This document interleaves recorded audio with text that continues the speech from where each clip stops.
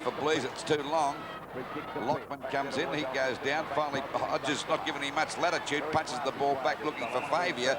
And once again, it'll be a ball up around about the centre field area. Very fumbly game, Bob. Yes, I think conditions, you know, they look good, but because of the greasiness, it doesn't make it easy for players. Favia's kicked back there towards centre half forward, but a nice marking defence taken there by Peart. Could be a 15-metre penalty. A little bit of acting going on by Peart. And I think the umpire realised.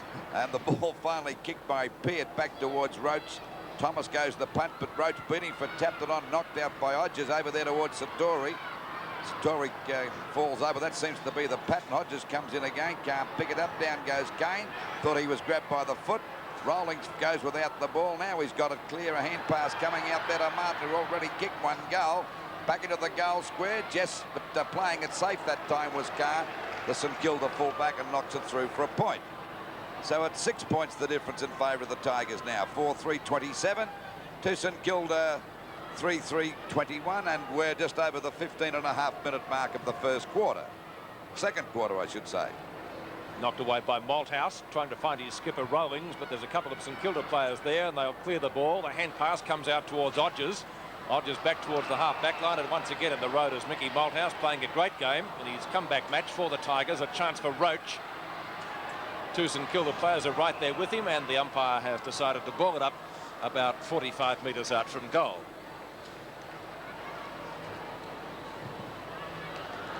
Roach and Thomas. Picked up for Richmond and driven forward down there by, that was Marks. And a mark taken by Wiley. And Wiley's taken a couple of those marks close to the ground tonight. Tony Jewell going for something. I'm not quite sure what it was. Might have been an aspro.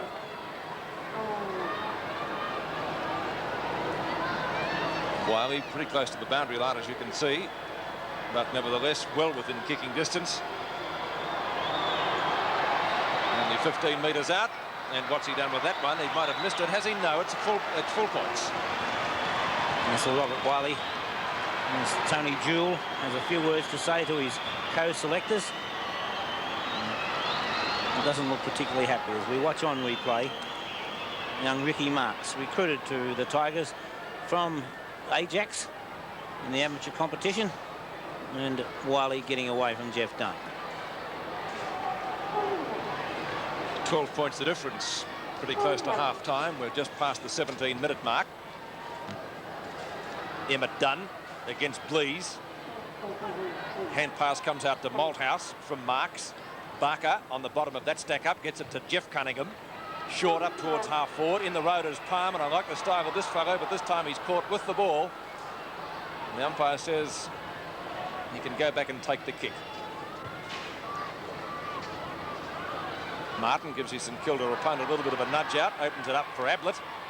At right half forward, a chance for Cowie. Lost sight of the ball. Martin scoops it out very intelligently. Couldn't quite find his teammate down there. The umpire in the meantime has found a free kick, or will it be a ball up? I think perhaps the latter. And umpire Jeff Murray to ball it up at the half forward line for the Tigers. Dunn and Thomas, one by Dunn, too tall. This time there's a free kick. It's going St Kilda's way, and it will be taken down there by Elphinston. Elphinston's kick is back towards centre half. Back in the front posse is Mace, but knocked on by Dunn. A hand pass coming back there to Malthouse, who kicks the ball back high towards Jimmy Jess. He's got the mark. And a jumping Jimmy Jess takes the mark again. So he's already kicked 2 goals. He's only about 20 metres out from goal on a very slight angle. Oh, he's missed it. So another point to the Tigers. They're 5 goals, 4-34 to St Kilda 3-3-21. He's missed 2 easy ones tonight, Bob. He has, Lou. It was bad luck for young Carr there, because I'm sure he felt that Elphinston was going to take that mark and didn't carry on and try to punch the ball away, because he felt he would have been punching away from his own teammate. There's a good mark there to the ever-reliable Mervyn Kane, and he'd only be about 45 metres out from goal. Looking up there for Jess again, but Wiley tries to get the front posse, goes the punch, and the ball is finally forced through for another point. So it's 5 goals, 5-35. Richmond to St Kilda 3-3-21. Just over the 19-minute mark. Ball back into play by Dunn. And Fascini flew high, couldn't hold the mark, but won't give in. Determined play. He was grabbed, didn't have the ball, and Fascini will take the free kick. Could get a 15-metre penalty. Yes, he does. Goes for a hand pass. There's a chance now for Thomas to land this ball well up high, but he gives it over to Favier. Grab, but he's shy. Then he lost it. Now he's got a chance to recover. Well tackled that time by Rawlings, but Favier's kick is well up there towards Smith. Fumbled the ball, finally knocked it on. It must be slippery out there. Hand pass coming back now to Cunningham. That's Darryl Cunningham driving it up towards the full forward position. O'Donnell trying to get into position, but there's their best defender at the moment, Palm, doing a great job down there. A hand pass back there to Mickey Moldhouse for Siren to end the second quarter. Richmond 5 goals, 5:35. To St Kilda 3 goals, 3:21. Francis Burke had faced many challenges with Richmond before taking over from Tony Jewell as coach of the Tigers last year. He had played over 300 games, been a key member of 5 premiership teams, and had been both captain and best and fairest. In 1983, he has faced his greatest challenge.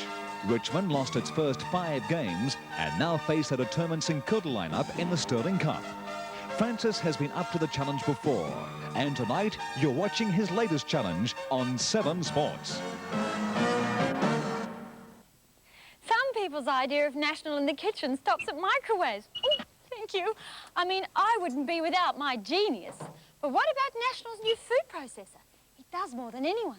And National blenders, mixers, juicers, rice cookers, toasters, dishwashers, even vacuum cleaners. Other people just make appliances. National puts friends in your kitchen. My kitchen wouldn't just... From Jazz, denims and cords that are pure magic. Like new Jazz stretch cords, out of this world. And these Jazz cords, flash disc, bright new colours. What's this? Jazz denims in the hottest new styles in the galaxy. Check out the disc and Jazz stretch denims. Unbelievable. Denims and cords from Jazz. Great new gear with a little bit extra. Just the style for you and me. Just the best gear in the galaxy. At Coles this week, Mum is ace. Why not tell her so by giving her one of these soft, stylish nightgowns, a low $12 at Coles? And look at the choice of styles. Isn't that marvellous value? Or what about a warm, attractive house gown? A great special at only $20. And what a variety of styles and colours. Then again, cosy slipper boots might be the ideal gift. Plenty of colours to choose from at only $6.96 a pair. So tell Mum she's ace this Mother's Day with a great gift from Coles. Make way for television police drama In the Roar. Make way for the movie Sweeney 2. This is Detective Sergeant Carter, Flying Squad. My name's Jack Regan. I don't know if you remember me. Regan and Carter, John Thor and Dennis Waterman. You don't scare easy. No, too stupid, I suppose. For the first time on television, the second-rate action movie from the Sweeney, Sweeney 2. It's part of my private collection. Wednesday night at 9:30. At half-time, St Kilda 3-3-21, trailing the Tigers 5-5-35, who in that quarter added 4-4 to 1-1. The half-time goal kickers for Richmond, Jess has 2, and of course he could have had 4. He's missed a couple from close in. And singles to Martin, Rolfe and Wiley. For St Kilda, Fascini, O'Donnell and Smith have kicked their 3 goals as we get a short half-time summary from Triple Brownlow medalist Bob Skilton. We did say, Pete, about Jess having the opportunity of kicking 4 goals, and that really has been the difference, is that Richmond have made more use of their number of attacks they've had up forward. The St Kilda defence have done a considerably good job. In fact, the way they've repulsed the Richmond attacks, they've continually been under pressure, and because of that pressure, though, their disposal coming out of defence has left a lot to be desired. When the ball has got up forward, forward. Trevor Barker's done a good job across the half-forward line, but St Kilda just have not had a really reliable mark up there to be able to take the marks as Jimmy Jess has and even have the shots at goal. And Tony Jewell at the moment is obviously having a few words to say, and I think a lot of it would be with the disposal of the St Kilda team around the ground. They've won the ball well, but they have not really looked for a player upfield. Their backmen, when they've come away, have just blazed further up the ground. The Richmond smaller men, as that quarter progressed, started to get on top. Rawlings, Wiley, Palmer's done a great job in the back pocket, Roach, and all in all, it has been the fact that they've had Jimmy Jess at full forward as a focal point, the difference in the game. Well, thank you, Bob. 14 points the difference at half-time. More about the situation here shortly, but right now it's time for all the latest footy information from the sporting editor of the Sunday Press, and once again it's good evening to Scott Palmer with Palmer's Punchlines.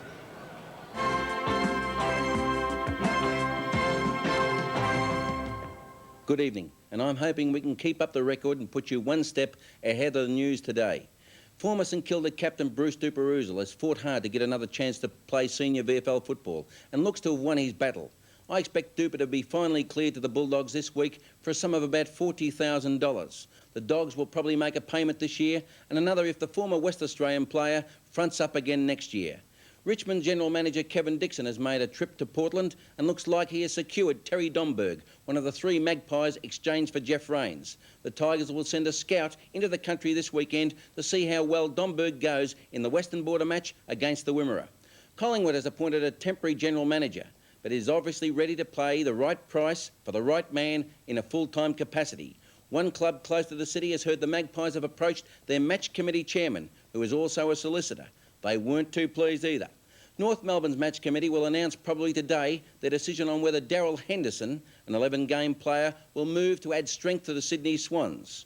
And on the vexing question of the Swans, next Wednesday could be the day the new Swans revive. That's when the VFL get to examine a report from the League Finance and Development Committee on the entire venture.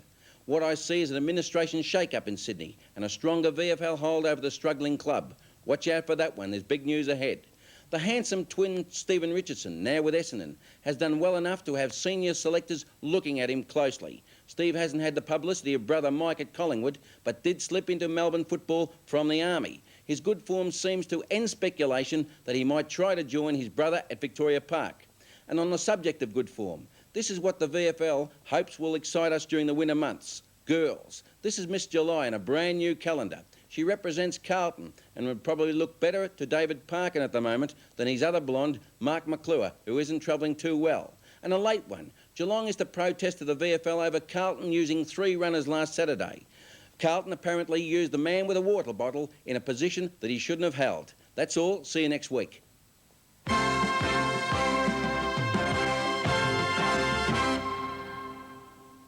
And yes, I must admit, Miss July did look certainly something. 5-5-35 to 3-3-21. Richmond leading at half-time. They lead by 14 points. We'll be back at VFL Park in just a moment.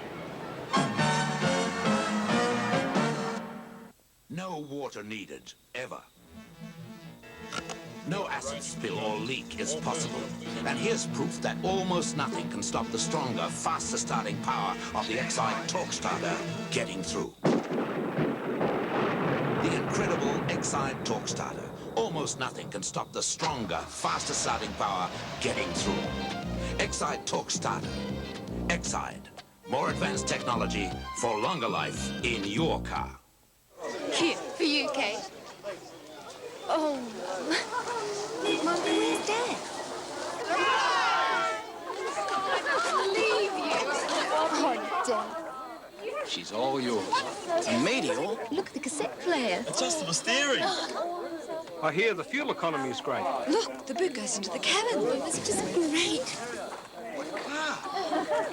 Ford Meteor. It's one great surprise after another. Some blokes wonder why Roger David are telling everyone about the full range of top-name jeans now available at all their stores. But you can bet there are a horde of jean stores who think Roger David are positively evil for not only selling the full range of Levi's jeans, but for also cutting the price of Levi's bootcut jeans to a cheap $28. So see Roger David for jeans. They've got all the top names sorted out. I got that SS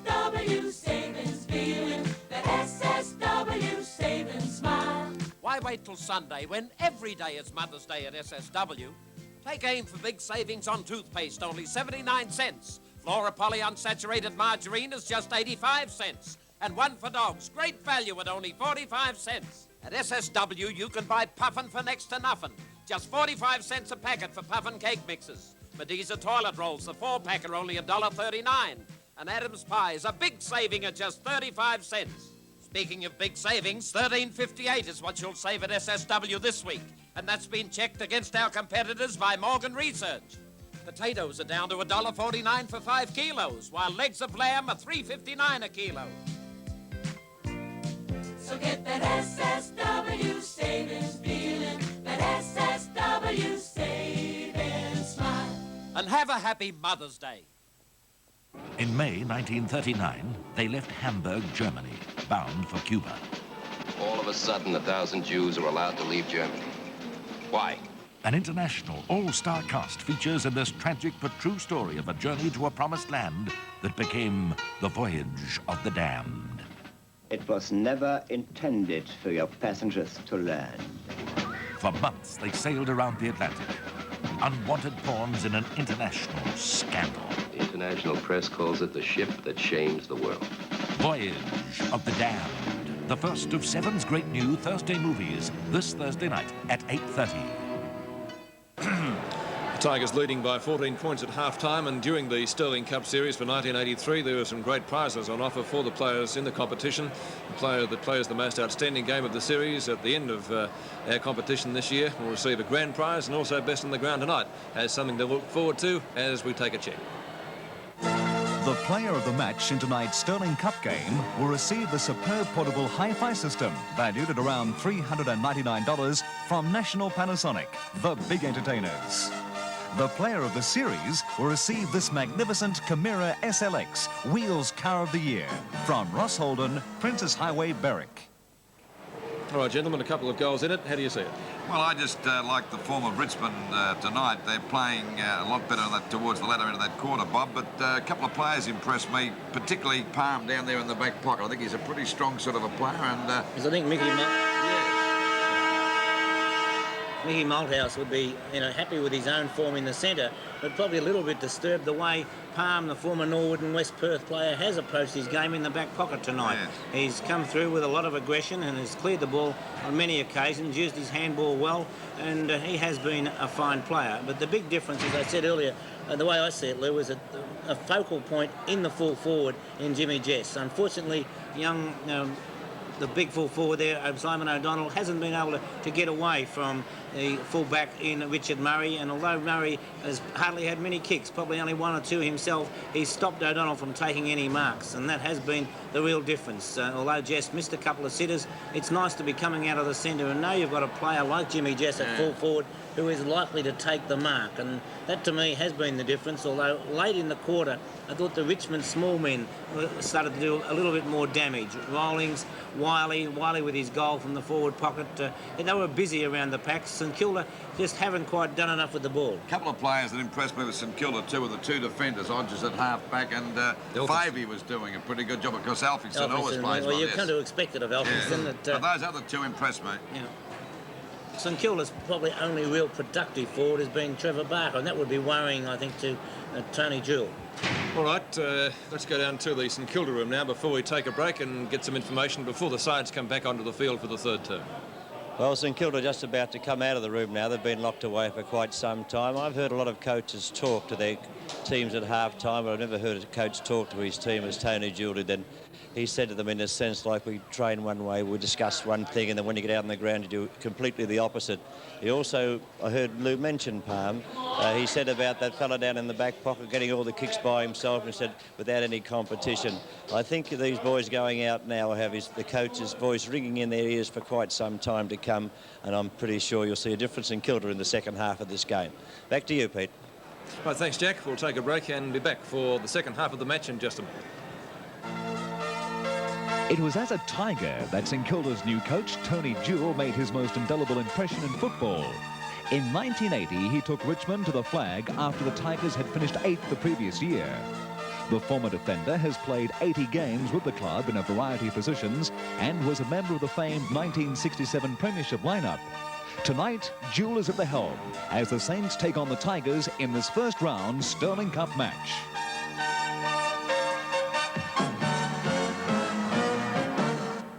Here's how to plan your holiday and save. Budget's now got Plan Ahead Rate. Budget's Plan Ahead Rate, our new savings plan for holiday makers. Follow me. Book and pay for a budget car 30 days ahead, and we'll give you 30% off. Book 30 days ahead, get 30% off. That's Budget's Plan Ahead Rate. Another first for Budget. Budget's now got Plan Ahead Rate. Budget Plan Ahead Rate drives your holiday dollar further. What now, Johnson? Cream of chicken soup, sir.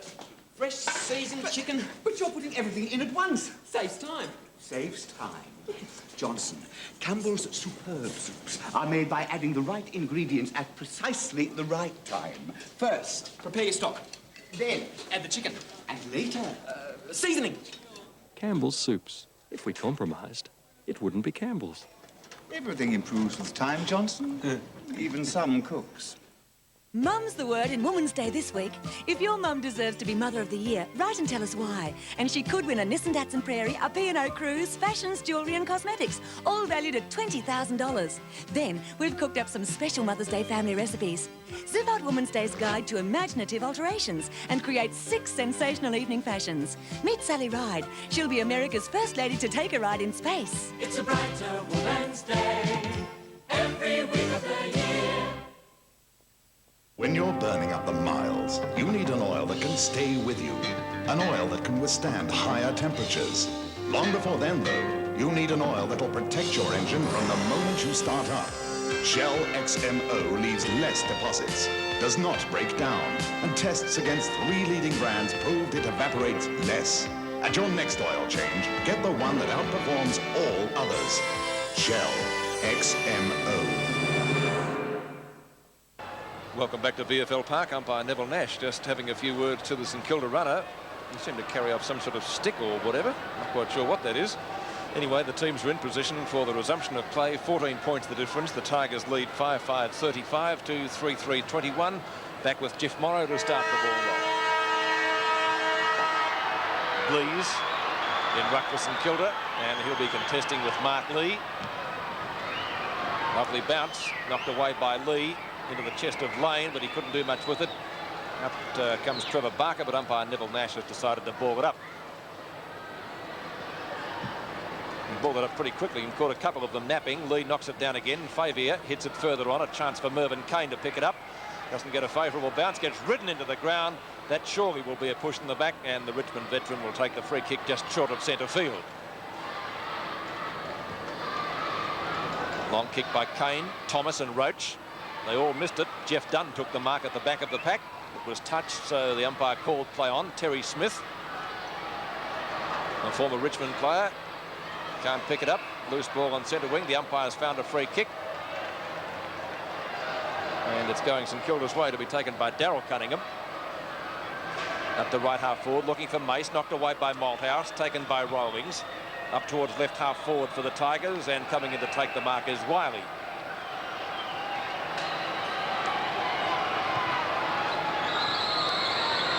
Looking for Jess. Elphinston's there at the back of the pack. Rolfe traps it well. Almost got tripped. Elphinston wins out. Roach and Thomas late on the scene. Darryl Cunningham has the chance.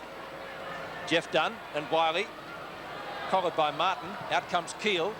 Keel short towards the centre wing position, and the ball off the hands of the pack.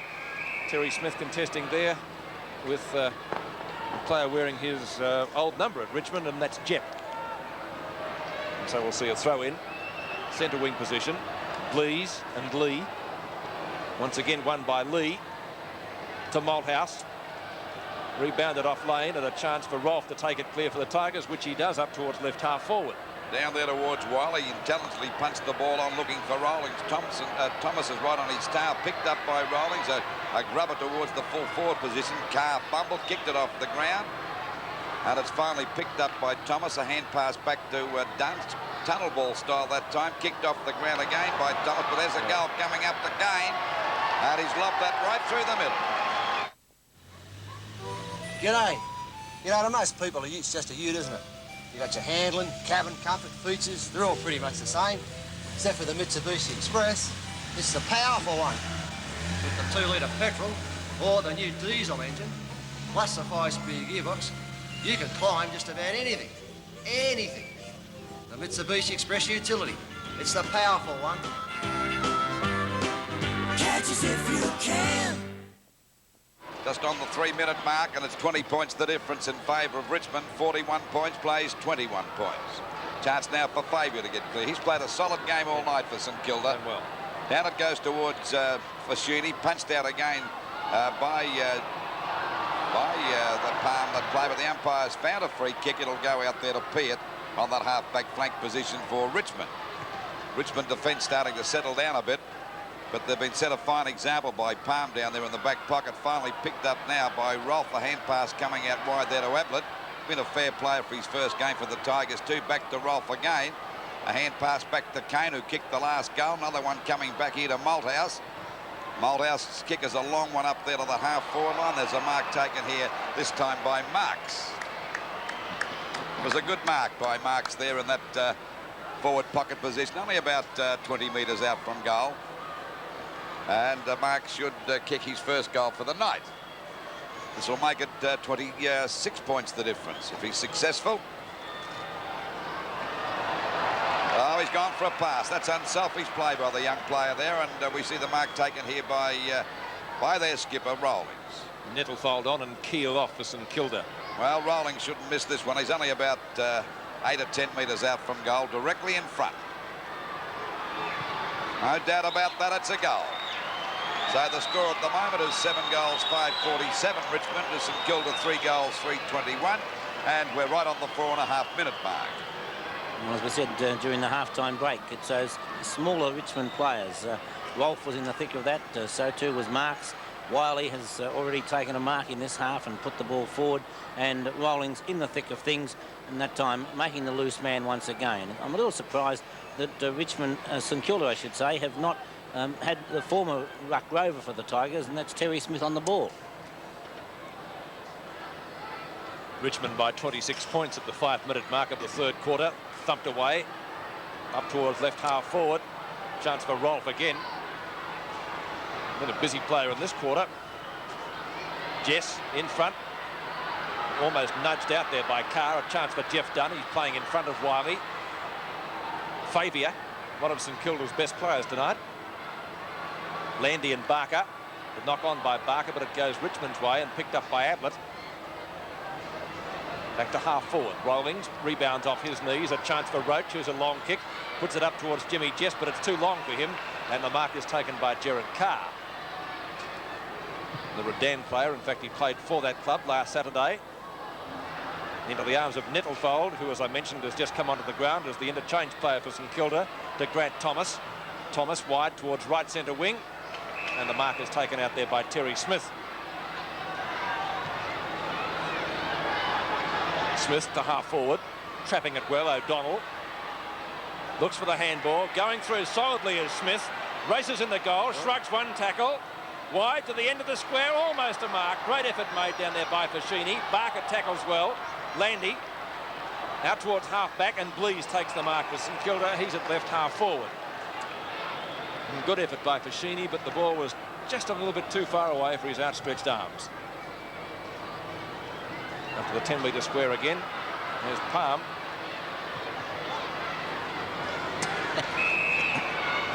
Rolfe has the front position and gets the, well, it wasn't a mark, it was a free kick. Umpire Morrow says play on. He does, up to half forward, looking for Roach, and Roach is too tall. 20-metre handball to the skipper, Rawlings from left half forward. He's gone for a pass to Jess. Just can't pick it up. Got it on the half volley. Defenders come out of plenty. Darryl Cunningham going through, got tripped up for his trouble. Long handball into the open spaces. Elphinston is there, likewise Rolfe. Dunn goes down, picked up by Elphinston again. The umpire in the meantime has found a free kick, and it's going to whom? I think Jeff Dunn, and Dunn will take it just short of the half back line. And the score is 7 goals, 547. Richmond to St Kilda, 3-3-21. Just on 7.5 minutes gone of the third quarter. Chance now for Smith to get St Kilda clear, but the umpire says it'll be a free kick. And he's got the free kick there on the centre wing position. They're going the long way home, St Kilda, but this one's okay, and a mark by Elphinston. Off the mark pretty quickly, trying to get it up there to O'Donnell at full forward, but he's at the back of the pack. Tapped out again that time by Mace. Mace goes after it again, knocked out by Fashini, but plenty of Tiger defenders. And finally Murray flicks it over nicely there to Ablett, who gets a hurried kick. He might have put this out of bounds. No, it fell inside the line, and there'll be a throw in St Kilda's attacking zone about 30 metres around from their goal. They've got to go directly at the goal. St Kilda are going to have a chance of winning this game instead of messing around those flanks. Get it down there before those Richmond defenders can get settled down. Ball coming back there again by Jepp. It's finally picked up by Sharon of St Kilda. Goes for a pass, but it's to Fashini. He fumbles too as we see the ball finally come back here now to Murray. He might be holding the ball against him. I think it is. I think he's caught Barker on the way through too. Yes, as he was spinning through, he's caught Barker, and Barker doesn't look too good at the moment. Ooh, did he ever? Ooh. Well, Barker's down, but I think he just can't quite get a look at him. There's plenty of trainers around him, but the free kick will go to St Kilda, and it's Fashini about 20 metres out directly in front, and that's a goal to St Kilda. So if you want non-stick stuff, look for this label. Remember the name, Silverstone, for Mother's Day. I'm going to put that hard-boiled egg into this milk bottle. A bit of burning paper in the milk bottle, egg on top, watch it, in it goes. Atmospheric pressure does the work. So too, Cadbury does the work. They put all the goodness of 1.5 glasses of full cream dairy milk into every 200-gram block of this chocolate. Only Cadbury gives you the goodness of that famous 1.5 glasses. That's why I say, when you think of chocolate, think of Cadbury. 20 points the difference at the 9.5-minute mark as the Tigers swing back into attack through Roach. Kicks have been scarce for him tonight as the ball goes out wide. Oh, can't miss that complete. It's given Wiley a break, a snapshot for goal. Not a bad sort of a kick either. That's a beautiful goal by Wiley. It was a lovely goal, picked up very smartly, and actually kicked it as he was low down. There we see Barker, and still plenty of trouble, but at least he's on his feet. That's good news for Barker mainly, and also for the Saints. As we watch again, as we see exactly what happened, and he certainly did cop Trevor Barker. Right in the mouth. Looking a little groggy. And I wouldn't think feeling 100%. So Keel back on. Play underway again. There's a very quick reply by Richmond. Blees up towards the Saints half-forward line. Fashini and Palm, the two number 6s doing battle. Comes down to Lane, or is that the evener upper? It is going to Palm. I don't know that that was deliberate as such. Palm doesn't look too good. Let's take a look at it again. Right in the nose. Anyway, it's a Richmond free kick to Peart. Knocked away by Cowie. Elphinston's there. Shrugs one tackle, make it two. Out towards Dunn. Dunn puts the ball high. Towards right half forward. Picked up by Robert Mace. And that's a good mark. Brought in by Peart, the former Magpie. A hand pass to Murray. Almost caught with the ball again. That's a free kick for too high, and the free kick going to Brown.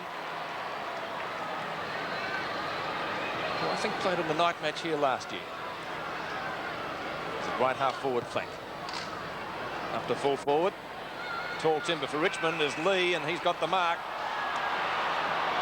You could see that coming. He had inches over his St Kilda opponent there. He has against most opponents. He's about 6'8". Long handball by Lee into the pocket. Almost caught down there as Kane. Sharon breaks clear. Fashini marks. Was it 10 metres? Pushing the back. Won't matter. Fashini's kick two. One from a deliberate shot, one from a snapshot. And as you can see this time right on the boundary line. Runs around. It's not a bad shot. That's a beautiful kick. We'll wait on the decision. It's a goal. 3 goals to Silvio. Mum's the word in Women's Day this week. If your mum deserves to be Mother of the Year, write and tell us why. And she could win a Nissan Datsun Prairie, a P&O cruise, fashions, jewellery and cosmetics, all valued at $20,000. Then we've cooked up some special Mother's Day family recipes. Zip out Women's Day's guide to imaginative alterations and create 6 sensational evening fashions. Meet Sally Ride. She'll be America's first lady to take a ride in space. It's a brighter Women's Day every week of the year.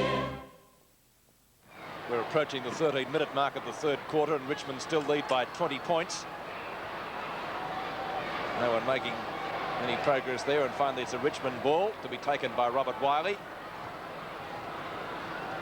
Down to half forward. Roach almost drags it in. The umpire wasn't too impressed, but he's found a free kick to St Kilda. It'll be taken by Odgers, who plays on, delivers it to centre wing, looking for Nettlefold, and Nettlefold takes the mark. And St Kilda trailing by 20 points at the moment as Dunn's kick goes back there towards half forward. Coming in to meet at that time was Jeff, but the ball is finally forced out of bounds on the centre wing position.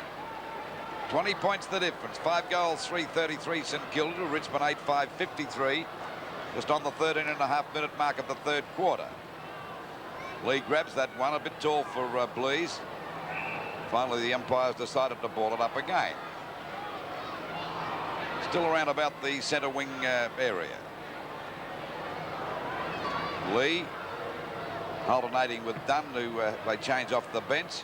Knocked out that time by Nettlefold, but not a good one. And Mace is there. He's got one a bit high, and I think Mace will take the free kick on the centre wing position. Now a chance for St Kilda to go deep into attack. Pack fly, it's knocked out. Here's a go now for Sharon. Runs back's out of trouble, but he goes down. And they pile in top of him there as we see Smith go to the rescue. That time goes for a hand pass. Misses the ball. Sharon's there again, but plenty of Tiger defenders to help each other. And the umpire's going to ball it up towards St Kilda's half forward, on about 70 metres around from their goal. Well, it's a pretty tough game, and as we said before, not the most stylish game in the world, but the conditions out there make it very difficult. There's Elphingston playing a great game down there at half-back. Shoots the ball back there towards that half-forward. There's Keel running to an open goal, and that's another goal to St Kilda. Well, that was a good bit of play on the little rover that time. Anticipated beautifully, Bob. Yes, it was a great piece of roving by Peter Keel. He knew full well that the ball was going to be tapped down the front of the pack, and took it off the hands beautifully. Well, Peter, let's go down to Jack Edwards. I think he has a report on Barker down there. Yes, thank you very much. Well, St Kilda fans, rest easy now, because Trevor Barker has only put his teeth through his lip. The doctor assures me that there isn't anything broken. He'll be quite all right, and he'll be back in the fray for St Kilda very shortly. Well, that's good news for Barker mainly, and also good news for the Saints. So the difference now is only 14 points, and the Saints back there with a chance. Just over the 15-minute mark. Blees, and Lee gets a hefty knockout. Going through again as Elphingston. That time he missed it. Finally scooped out there towards the little lane. Covers the ball well. And the umpire said he got one in the back. And Lane's ready now to send St Kilda back into attack as he gets a 15-metre penalty. Over the centre half-forward position. Lee couldn't hold that one. It's knocked on by Brown. A fumble that time by Smith. This allows Satora to pick it up for Richmond.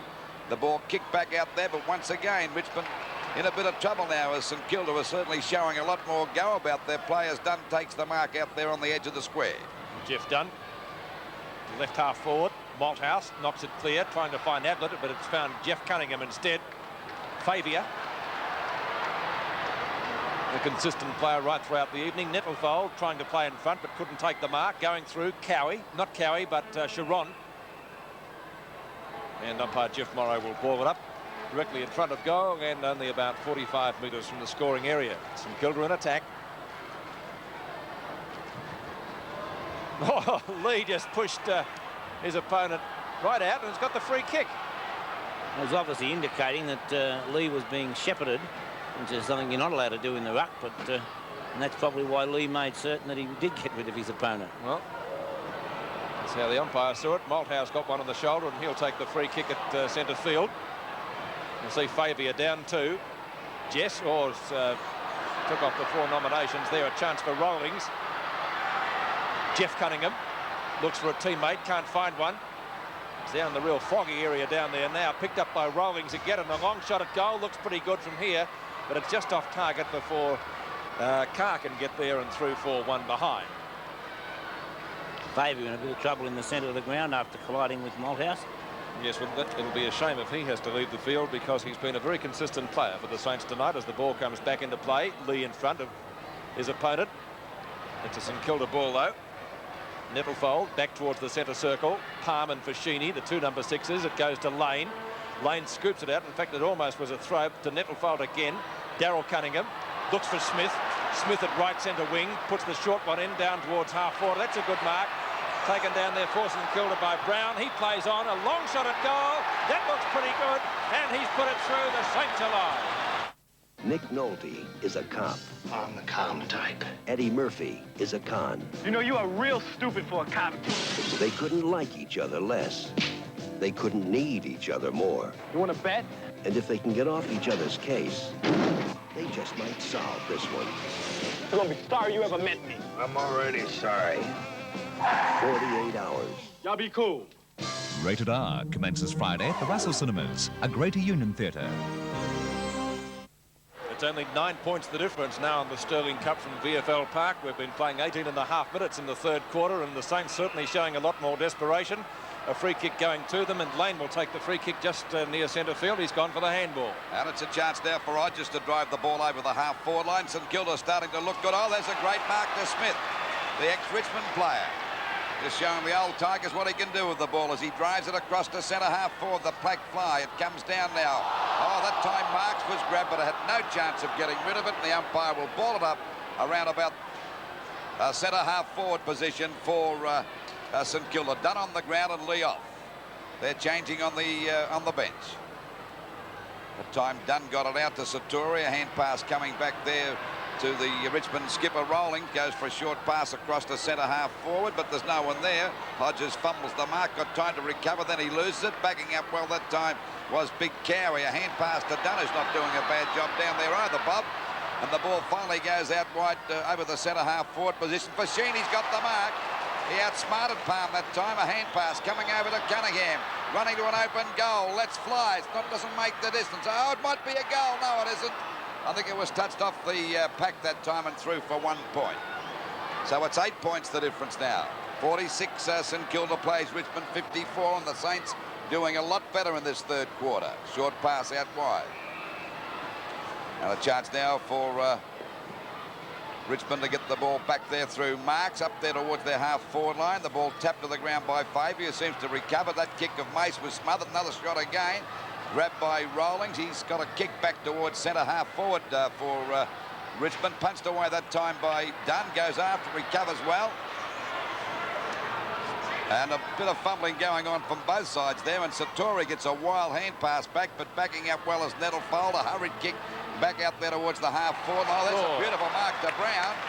My golly, he came down with a thump that time. It stunned him a bit. Brown's got a chance to send them deep into attack now. Goes for a short pass out there. It's not a good one.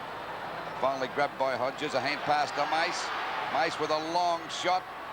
Coming in there is Jepp. It's tapped to the ground by Smith. Picked up by Fashini. A step for goal. Got it. And he's got it through. What is it about Midas Muffler Shops? When my cover's off the road, I'm losing money, right? So one time I get Midas to fit a new muffler because they do it good while I wait. With a 3-year guarantee that covers me even if I accidentally damage it myself. Nice for me, eh? Crazy for Midas, no? The Midas 3-year muffler guarantee is the only one that covers you if you accidentally damage it yourself. When your muffler snuffs it, take it to Midas. Just over 21 and now, just over 21 minutes gone, and 2 points the difference, and St Kilda coming back with a rush now, Peter. Yes, they looked gone for all money, didn't they, earlier in this quarter? Nettlefold's made a difference since he came on. He's got quite a number of possessions. Free kick going to Richmond, though, says the umpire. Taken by Landy. And the mark brought in by Elphinston, I would think, yes. Elphinston, right half-back flank. Goes for the short pass. 2-on-1 here. I think he was looking for Terry Smith. That's kicked out on the full, is it? No. Gee, it looked like it from here. That was Lockman. Boundary throw in front of the members' stand. Emmett Dunn with Blees. Dunn wins it, can't get it to a rover. Daryl Cunningham gives it over to Smith. Beautiful smother there. The ball's still in play. Smith has it, tackled by Dunn.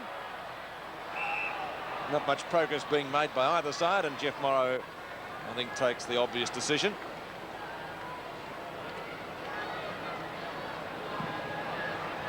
Done. Oh, Richmond play a leg down there. That was Jep. Nettlefold has it. Not too happy with that decision. He thought the ball was still in play and told the boundary umpire what he thought. Blease tries to get the front position from Dunn, who wins out. Winton on for the Tigers, taken away for Richmond down there by Satori. Up towards their half-forward line. Wiley collides. And another ball up down there. So Richmond working it around, albeit slowly, towards their goal. They lead by only 2 points. Roach and Cowie. Down to Sharon. On the shoulder, says umpire Nash, and a free kick going to who? Roach. Brings it across the ground, looking for Jess, who makes good position, knocks it on, but it's picked up by Cunningham. Loose ball at centre wing. Landy and Keel. Landy will try and get it to Jess. Keel making sure he doesn't.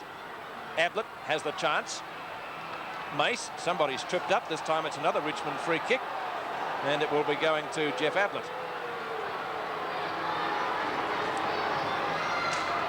Wobbly punt kick.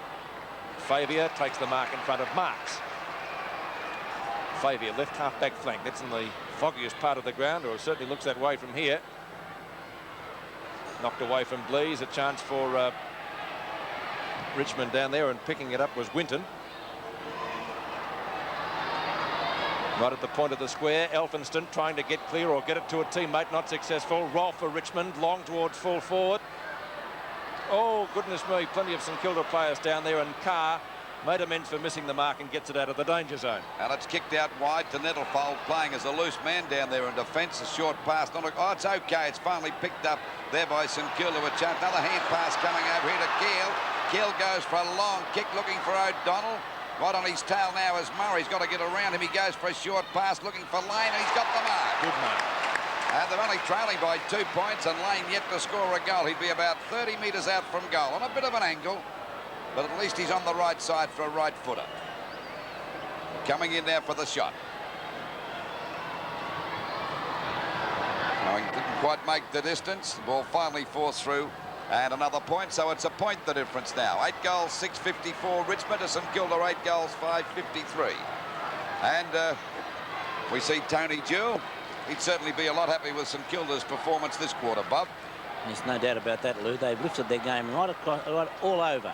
And maybe even the fact that Trevor Barker did cop that bad knock is the thing that really inspired them to lift. There's Cowie going for the big punch. It comes back in out of Sharon. He's grabbed, thrown to the ground. They pile on top of him.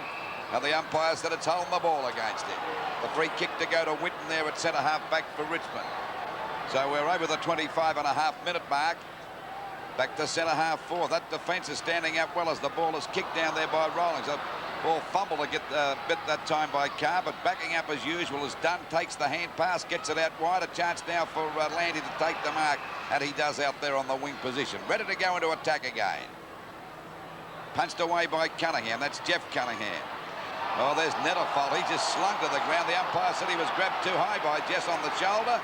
And Nettlefold will take the free kick. Oh, golly, he put Hodges under pressure there with that hand pass. Luckily, a couple of them clashed that time. Flying high as Smith nearly took the mark. Finally picked up now by Darryl Cunningham for St Kilda. Out wide towards that wing position. Fashini and Landy. It's Fashini on the boundary line. He's already kicked 4 goals. He gets away from his opponents beautifully. And Silvio goes for the long kick up there. But there's a chance now for Lockman to mark. Flying high was Brown. Backing up well that time is Cunningham. Nearly pushed in the back. It's scooped. That a chance for a goal here now. As we see Noah balked this time by, who is it? Sharon, is it? And he's put it through for a goal, and the Saints are at the front. That's 1 goal to Sharon. Good play on that part of St Kilda, and particularly Sharon, who showed a lot of determination to get that one clear, Robert. And as well as determination, Lou, he showed tremendous skill because he was drawing the player up to him. Darryl Cunningham doing a great job to get the ball out. And Sharon, you see, as he drew the player towards him, balked beautifully, and then straightened up, and a real pressure goal, because when you're a couple of points down or at 1 point down at that stage, to put it through as he did showed a lot of poise. St Kilda lead by 5 points at the 27-minute mark of the third term. A real comeback for them in this quarter, up towards the Richmond half-forward line. Dunn looking for the ball, and once again a ball up. I think Richmond's lead at one stage was over 4 goals. 26 points, 9 minutes into the term, Pete. Thank you, Bob. Knocked away by Dunn to Palm. Going down Daryl Cunningham, and he comes out with the ball. Unfortunately for them, it's picked up by Satori, the former St Kilda player. A long shot, bounces through for one behind before Carr can get there. And so that makes the difference now 4 points at VFL Park, 55 to 59. Jeff Dunn to bring the ball back into play. Short pass to the members' stand side, looking for and finding Elphinston, marking in front of Satori. Short pass again. Daryl Cunningham marks it in front of Marks. Another short pass, that's 3. This time it's come unstuck, it's out of bounds. Hasn't played a bad game, Daryl Cunningham, either, Bob. No, he's been a very desperate player, Lou. He's at times hasn't quite won possession, but he's dived in there and forced the ball on, tapped it onto teammates. He's done exactly the job that St Kilda would have been looking for. Dunn and Blease both miss it. It's eventually picked up by Michael Malthouse, back towards centre half forward. Too wide for Jimmy Jess. The chance for Cowie to pick the ball up on the run at half back. He'll look for a handball. Successful. Taken away by Carr. Well, in fact, almost. He was a little bit too slow to get rid of it, and finally Cowie does the work up towards centre field. Winton has it knocked away from him. Wide one out towards Rowlings. The Richmond skipper. Out and turned to Jepp. A long handball. This is Lockman. To left half forward. Jess has the ball knocked away by Carr. Carr hasn't done a bad job out there, Pete. No, well, he was moved there in the first quarter, Bob, when Thomas started on Jess. Second quarter. Second quarter. And kept him fairly quiet. Now they lock arms. No free kick on that occasion. Fabian trying to get the front posse. Eventually wins out. Runs straight into trouble. Another go for him. Rolfe has the chance. Very scrambly play down there. Eventually it's Marks. Boots it up towards the square. A chance for Dunn at the back. Was that touch? Jess off the ground. Could be a goal. Goal umpire looking at the field umpire, and it's through, so the Tigers are in front. Dunn was trying to claim it. He tapped it off the boot, Bob. The umpire wasn't even bar of that one. Well, anything's worth a try under circumstances like that, Lou. And Jeff Dunn looks a little bit disconsolate there, but we watch again in replay, and the shot from behind. It was over the back of the pack. Jimmy Jess coming through and boot to ball. No doubt about it. So we're over the 30-minute mark by about 13 or 14 seconds, and it's 2 points the difference in favour of the Tigers now. There's the siren to end the third quarter, and what a quarter it was by St Kilda. 9-5-59 to Richmond 9-7-61. There's been no greater debacle in night football than Richmond's amazing record-breaking win against Swan Districts in a quarter-final last year.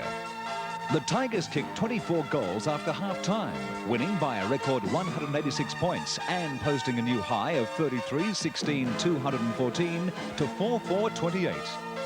The Swans sent a young and inexperienced makeshift lineup and paid the penalty when Michael Roach kicked 10 goals in just over a quarter. Tonight, it's the Tigers and St Kilda, and you're watching the action in the 1983 Sterling Cup, live on 7.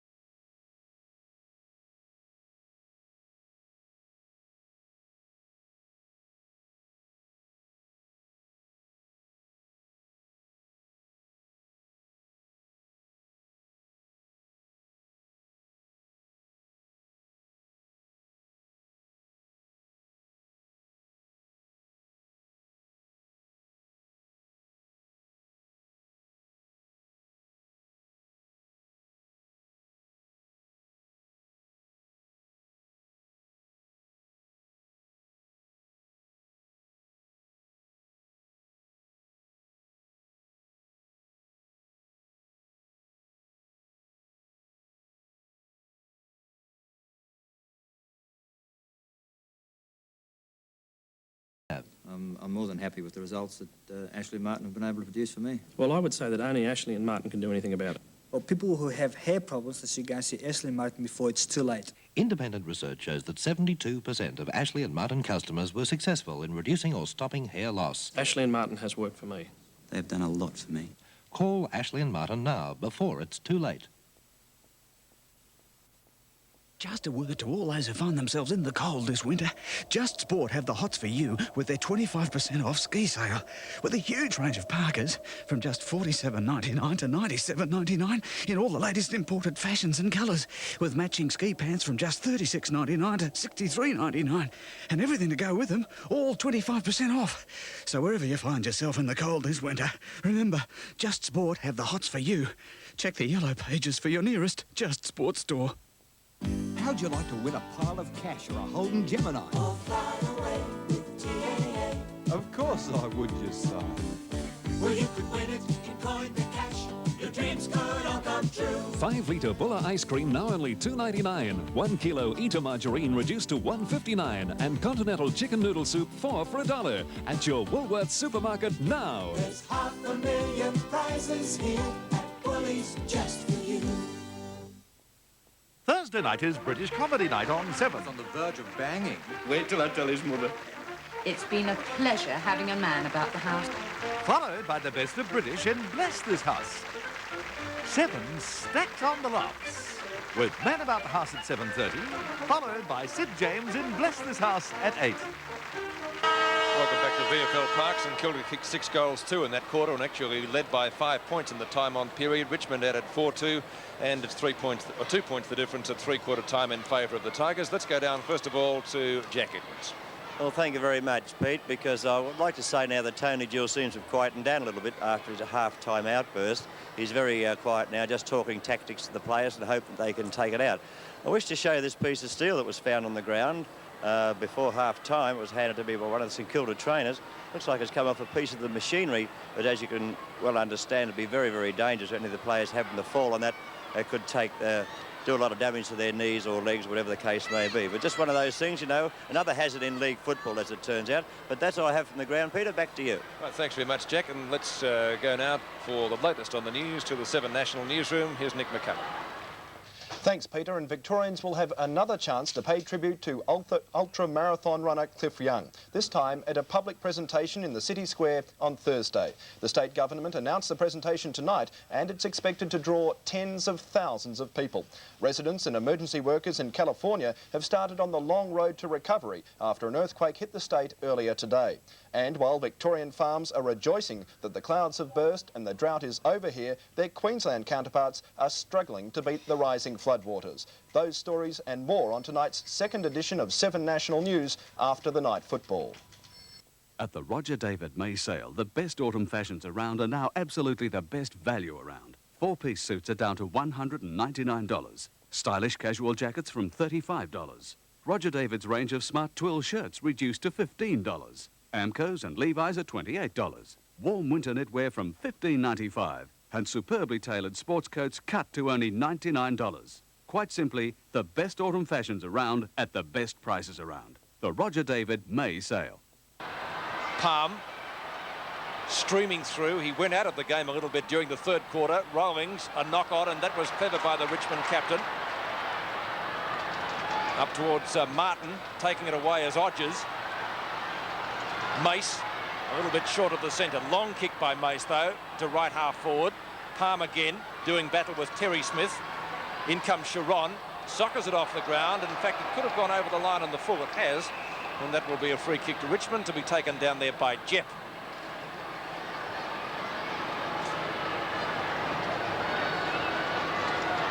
Jepp to take the free, left half back flank. Lee in front. Behind was Blease.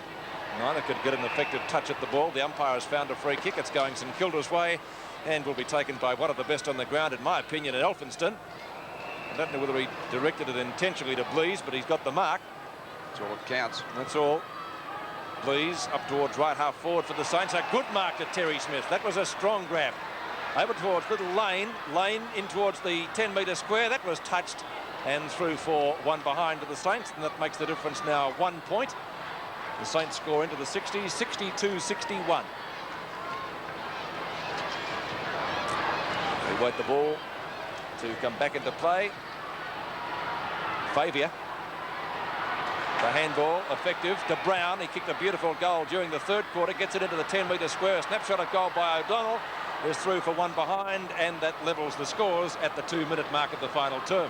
St Kilda was certainly carrying on from their third quarter as far as aggression and attack from the half-back line. Odgers, Favier, they've really attacked the ball and gone on with the business. Ball punched out by Lee out towards that half-back flank position. Kicked off the ground by Landy, but not having a go to pick it up. Blees gets a hand pass back to Keel out wide as they go now for Netterfold to drive it well into attack. Can land this in the goal square if he goes for the big kick. That's if he ever kicks. That's a long kick. A chance for O'Donnell to mark in front, but it's off the back. But at least the Saints have hit the front. They're 9 goals, 862 to Richmond, 9 goals, 761. And the Tigers have really got a job here to try and get away from this St Kilda side. They're very determined at the moment, lifting their game tremendously in that third quarter. Oh, there's a great mark to Cunningham. Goes for a short pass. That's Jeff Cunningham. It's a good one. And Nettelfold has got the mark about 35 to 40 metres out from goal directly in front. As Peter said, during that third quarter, Nettelfold has made a big difference since coming on the ground. It was about the time that he came on that St Kilda started their revival. That's right. He certainly put a bit of life around the pack. But the kick is not such a good one, but it's through for a point. So they go on to 9 goals, 963. To Richmond, 9-7-61. 4 points they've kicked, Lou, in this quarter. Well, they've been into attack for the entire quarter. Richmond can't get it over their half-forward lines. We wait now for the ball to come back into play. Out there towards that half-back flank position. Blees and Lee. Oh, that's a great mark to Lee. He's got the mark at half-back now. Difference 2 points in favour of St Kilda. Ball punched away by Cowie. Picked up by Jeff Cunningham. A short pass. Brown comes in to meet it, overruns the ball. Finally cleared away that time by Winton. Picked up nicely out there, that time by Marks. The ball out wide. Satori goes for a long kick. Jimmy Jesper at the back as Carr. He'll go the punch. It hits the deck. Now Carr comes in to meet. His big foot got in the way that time. Couldn't pick it up. Jesper went without the ball. Plenty of pushing and shoving. It'll be a free kick to Richmond, I'd say. Yes, a free kick to Martin. He got over the top of him, that St Kilda player. There's no doubt that he did get over the top, but it was vice versa just a couple of seconds before. Okay, a chance now for Martin to put the Tigers in front by 4 points if he's successful at this kick. No, he's missed it, so St Kilda still in front. Richmond 9-7-62, 9-8-62 I should say, to St Kilda 9-9-63. Ball comes back into play from Jeff Dunn, and Favier takes the mark about a couple of metres inside the boundary line. Played very well, this fellow, too. He has been in line for best on the ground honours. Keel went up. They have the height to drag that one down. Mace, Landy, Malthouse. Malthouse right centre wing. Long kick to half forward. Underneath it again, Favier, and takes the mark in front of Martin. Useful ball. Around one. Just gets away from Roach. Plenty of Richmond jumpers there, and big Mark Lee takes it.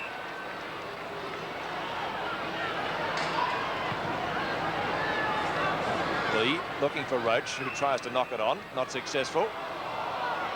Out it comes, taken by Rolfe. Ablett steadies. Could be a goal coming up if he's accurate. Off target, though, Jeff Ablett. And so we've seen both teams kicking astray in this final term. The Saints have added 4 points, and Richmond have added 3 or 2. Once again, Jeff Dunn to kick out. 63 points each of 2. Certainly one of the closest matches we've had this year in the Sterling Cup Series. Lee takes it away. He's kicked it out. That's out on the full, yes. Bad luck, but nevertheless a correct decision. Martin to take the free kick. He was going out in any case. It was. His foot got in the way again. Martin's gone for a short pass in towards Jess, who marks only about a metre inside the boundary line on a more acute angle, but certainly closer to goal. Well, there wouldn't be too much light between the posts there. He's looking to run around. He's gone for a short pass. Bad defence by St Kilda. Rowling's plucked out. Gets clear of Favier, or does he? Almost caught with the ball. It's picked up by Martin on the boundary line. Back to Jimmy Jess. Over to Rawlings. The skipper goes goalwards. A shot at goal looks okay from here. And the Tigers are in front again.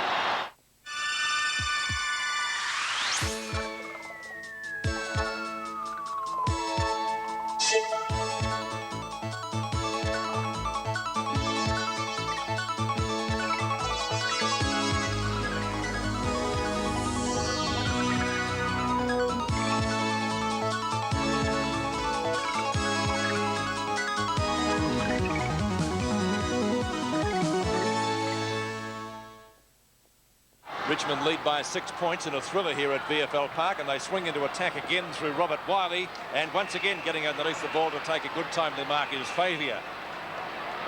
Brings it to the member stand wing. Almost a mark to Mace, not paid by the umpire. A chance for Fashini. Fashini puts it back. Almost whence it came. Rebounds into the arms of Palm, and Palm goes forward for the Tigers. Right across towards that centre-half forward position, but backing up well is done and takes a good mark in defence. A goal the difference. Still anybody's game. Punched away by Kane, away from Elphinston. A good hand pass back looking for Mace, but it beats him and the ball is out of bounds on Richmond's half-forward line, about 70 metres around from their goal. There's 69 points, Richmond to St Kilda 63, and we're right on the 8-minute mark of the last quarter.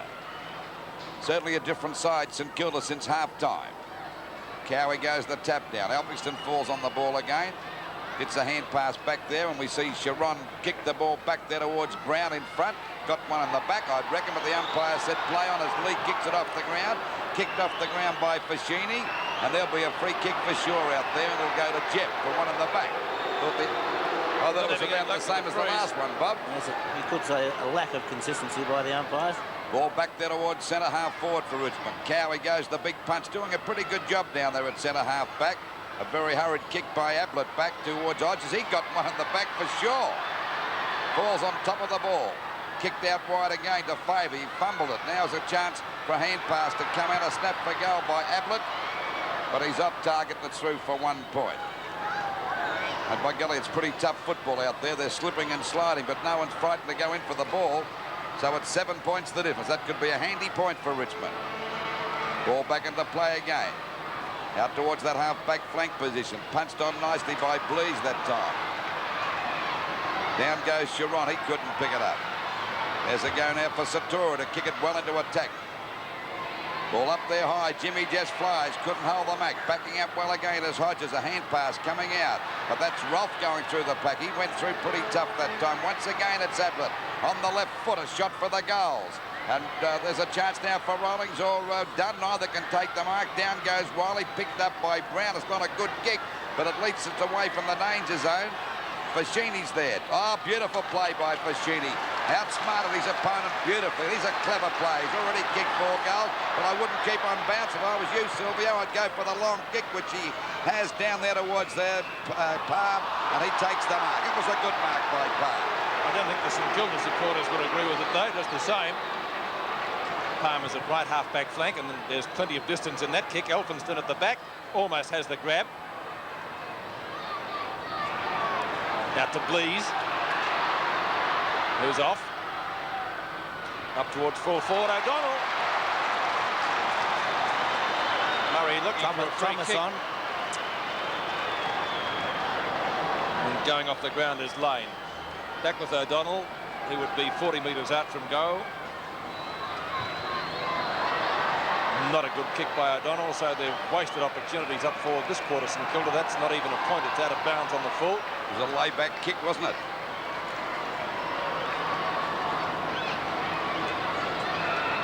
Taken away by Winton. Well, in fact, almost. Play on, says the umpire. A chance for Smith. A shot at goal. Looks pretty good. He's put it through. To discover the secret behind a successful business, take a look out the back, where you're likely to find a Mazda business van,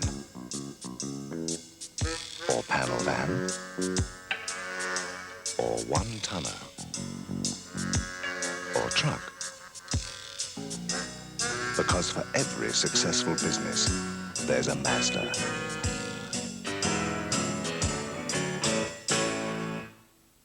point the difference at the 11.5-minute mark of the final quarter now. The Tigers still in front, but what a thriller we're watching here at VFL Park. Thumped away by big Mark Lee.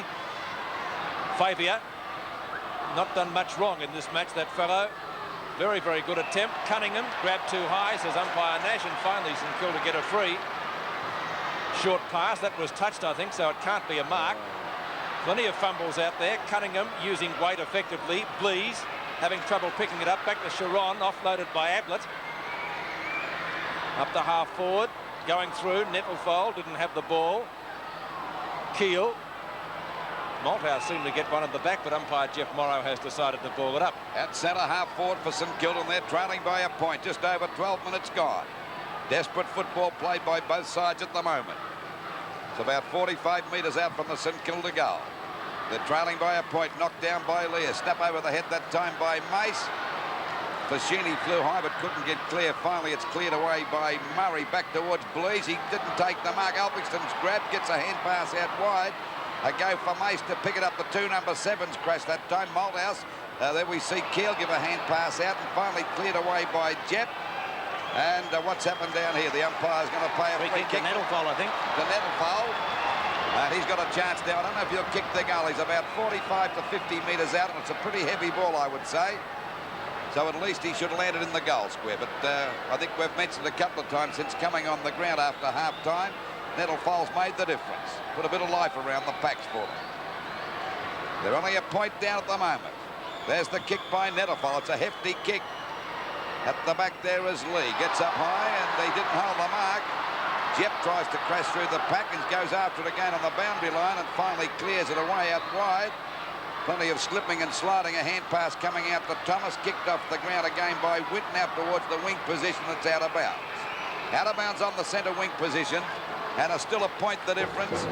Just over the 13.5-minute mark. And of course this last quarter is played at the full time plus time on. Ball back into play again. Knocked out by Lee, actually. Picked up that time by Thomas. He missed it. Lee goes after it again. Hand pass coming back there to Whitten. Run into plenty of trouble now. He's clear. A long kick over the half-forward line. Favier couldn't hold that mark. Elphingston shows them what to do and takes the ball back there towards Blees. He flies. He's got the mark. He's lifted his game in this quarter. Yes, he certainly has. He's showing plenty of pace here as he drives the ball back over the half-forward line. Coming out to meet it is Smith. The hand pass coming back. His mate wasn't ready for it out there that time. Thomas, I think it might have been. Finally, it's Keel grabbing it now. A hand pass coming back to Nettlefold. Fell over. Finally, Satori gets a beautiful hand pass out there to Rawlings. And he goes for a hefty kick over the half-forward line. Jimmy Jess flies. And Jess has got the mark about 50 metres out from goal. Quickly plays on. It's a long kick, but once again it's done there. But he fumbled that one. There's a go now for Hodges to correct the mistake, but he goes down, and they're all slipping and sliding. Finally coming after it as Martin kicks it out wide there towards Mark, but good play again by Elphingston. Strong defence, and they're putting up a gutsy show, St Kilda. Down goes Mace. Oh, Malthouse gave Cunningham one to go on for, and he's got the free kick right behind the ear. It was. They sting, don't they, on a night like this? Cunningham, short pass to centre wing. Not a great sort of kick accuracy-wise. He couldn't find his teammate. It's out of bounds, but the Saints working it around slowly towards their goal. Gave him a rabbit chop right behind the back of the neck.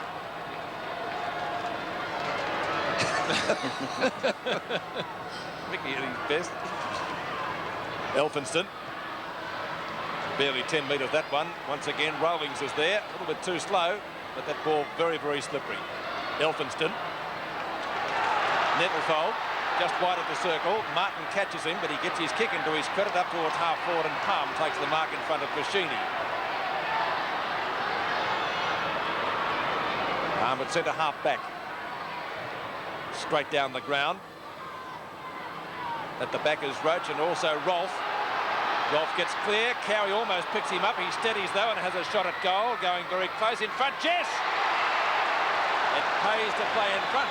Well, the young fellow Carr didn't know what it was all about there, Pete. He went back, he came forward, he was about 2 feet away. Can you watch him when it's kicked up here, Bob? As Rolfe puts the ball high in the air, and I really believe that Carr thought the ball off the boot was going to travel more distance. So Jess couldn't possibly miss from there. He's put it through for a goal. Having to leave Ken's mum behind when we go on family outings is a thing of the past now. Thanks to our centrefold seat, our Falcon can take us all in comfort. That first instant you see a roo jump out into the road always makes your heart stop. But it's a lot easier when you've got a lot of confidence in your car.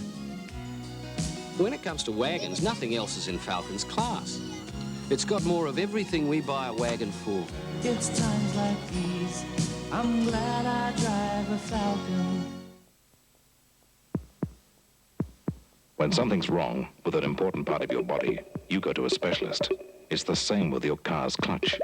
Here, Gerlock are specialists. They design and manufacture new clutches.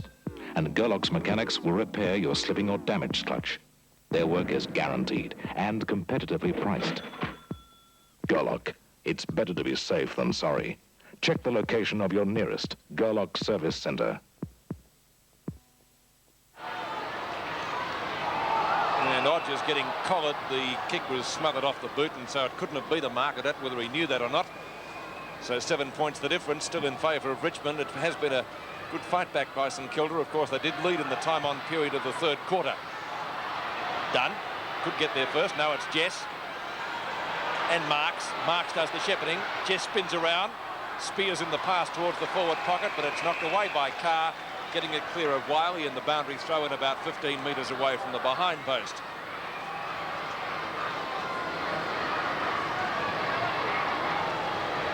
Knocked down by Roach, almost picked up by, well, it's picked up by Kilda on this occasion. Favier was first to get there, though. Lees had two hands to it. Rowlings, quick hand pass. Dunn. Up to full forward. Jess tries to take the grass cutter. Roach is there, backs up well. Snap at goal. That'll be pretty close. Hit the post, did it, or is it through? It's a goal. And Michael Roach with a beautiful left foot snapshot brings up his first for the night, and it couldn't have come at a better time, Bob Skilton. Now deciding to change the boot as we watch on replay. Jimmy Jess diving in. Roach, well, just breaking out of the tackle. And, well, there's an old expression about goals like that, Lou. Yeah, it'll beat class any day, won't it? There's no doubt about that. And, of course, he's had a pretty quiet night tonight, Roach. I think he's only had 5 kicks for the match. And, of course, that's the way it goes.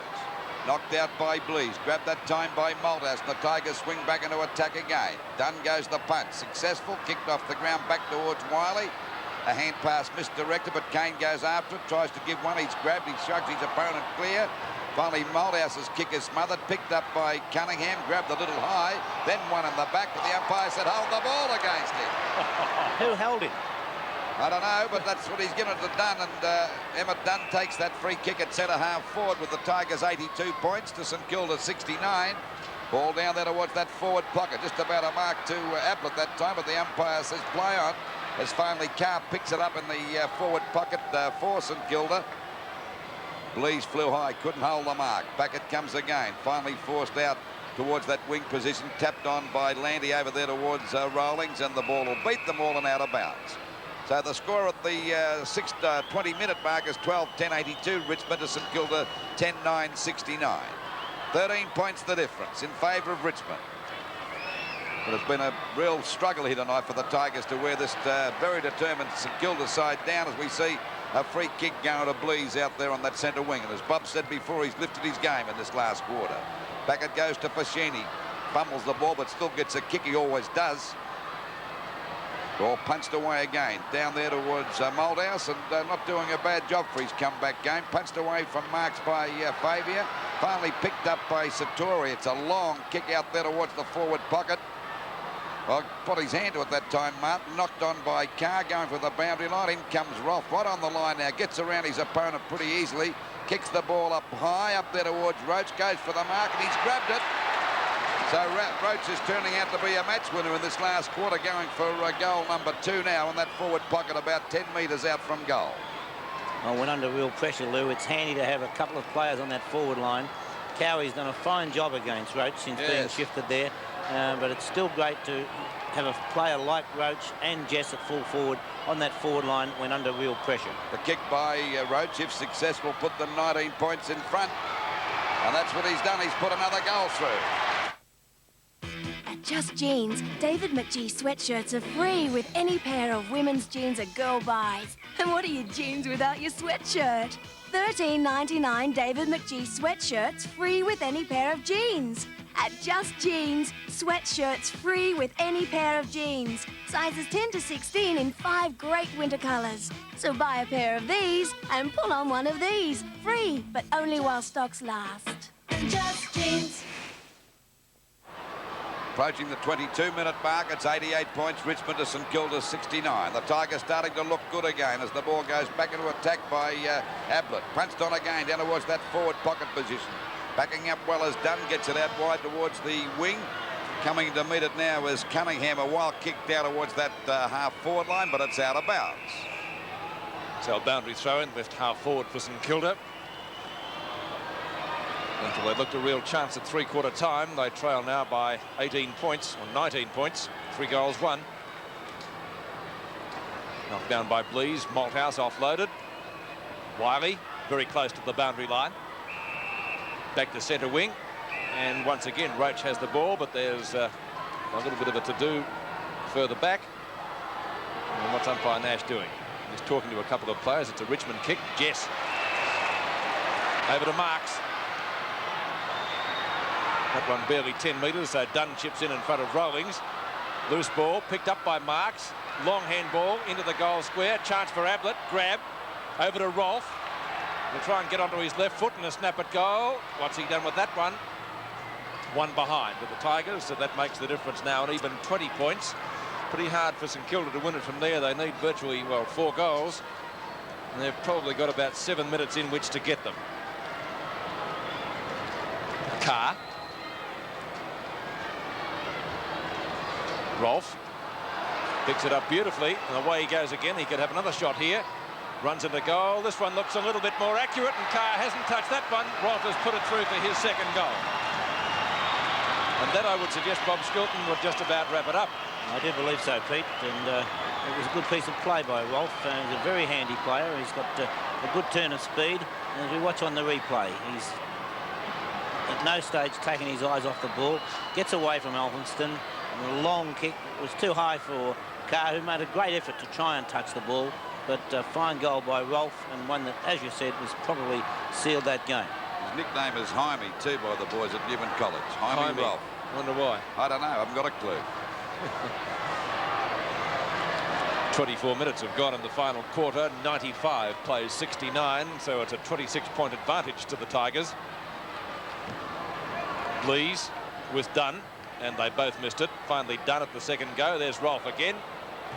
Picked up by Fashini. The half forward for the Saints. A chance for Keel or Thomas. Palmer's there, though.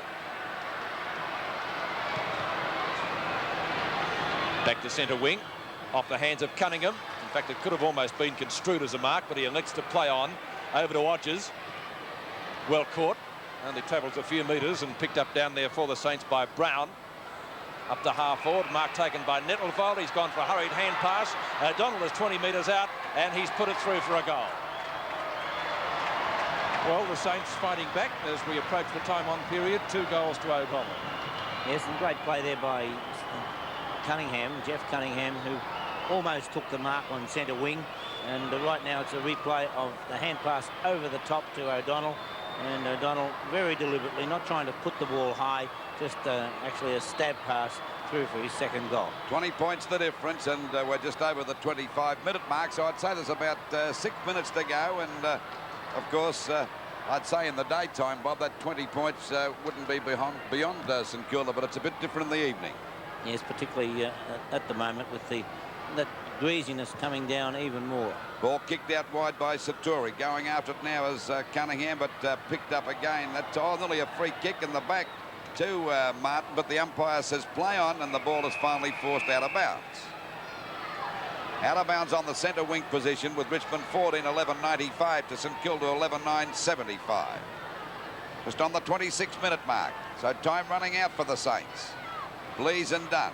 Actually, Blease got that down. Malthouse fumble knocked to Mace's legs. Still plenty of scrambling going on, and the umpire's found a free kick, and this time it'll go to Ablett. And Ablett hasn't done a bad job tonight for Richmond either in his first match with the Tigers. kick by Ablett. Over that half-forward flank position. Punched out by Cowie. Back towards Fashini. Kicks it off the ground. That's his go-to. He's as good at soccer as he is at football. Picked up by Brown. Goes for a short pass out wide, and Thomas has got the mark out there on that half-forward flank position. Gets around Whitten pretty well. Goes for a pass, and the ball finally marked here by Nettlefold. Good distance out, about 45 metres. Oh, he kicked that on the man on the mark that time and nearly knocked Palm out. But he's recovered. Now he gets out of the pack. Has a kick, a hurried kick back there towards Smith, who flies, got under the ball, comes back to O'Donnell. He's grabbed, he could get a free kick. O'Donnell right on the edge of the square. Grabbed when he didn't have the ball that time by Murray. He'll take the free kick to make the difference 14 points if he's successful. And O'Donnell's already kicked 2 goals. So I'd say we've got about 4 minutes to go as we just get over the 27-minute mark at the moment. Well, he's got a chance to kick this goal, as I said before, make the difference 14 points. So the Saints not going down without a fight. You can say that for sure. Taking his time. This will be goal number 3 for O'Donnell. And that's a goal.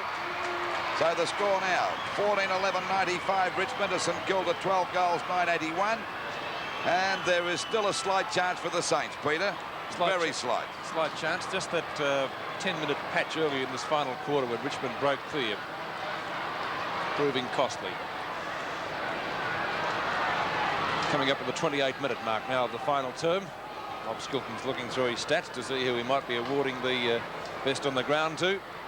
Dunn in ruck for Richmond. He'll contest with Blease. Can't be too much time left, though, in this match. A centre square infringement has been found. It's going St Kilda's way, and Blease to take the free kick just short of the circle. Gone for a hand pass. Fashini. Oh, beautiful kick. But the umpire has stopped play once again. Umpire Morrow directing that the ball has to be brought back. I reckon there'll be another 4 minutes to go, Pete. That'll make it 32.5 minutes. That's a long quarter, Lou. So Blease, take 2. Down to half forward. That's a Richmond mark. Emmett Dunn takes it over the top of Thomas. Tom won't be too happy about that. Around the members' side. Hodges and Martin, knocked away by Martin. A chance for Cunningham. He didn't get a favourable bounce. Picked up by Rolfe. Long to right half forward. A little bit too long for Marks, actually, but he makes good ground.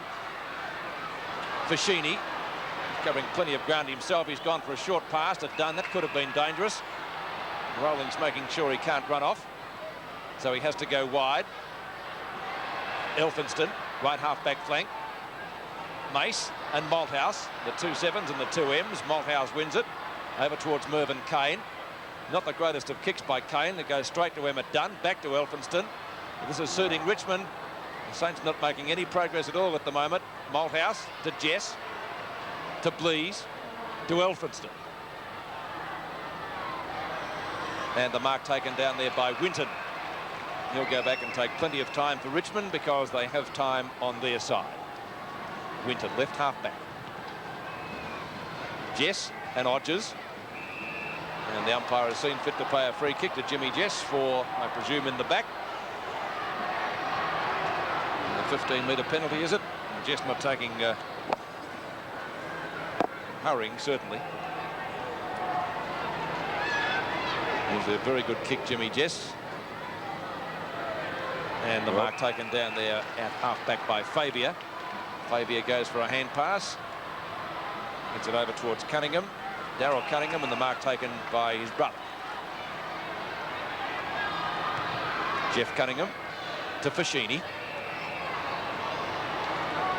Fashini at centre half back, but I think time has beaten the Saints. 30.5 minutes gone now. And the ball back to centre field again. Well, they all missed that one. It hits the deck going after it's done. Smith's there too. It's finally kicked off the ground back towards Jeff.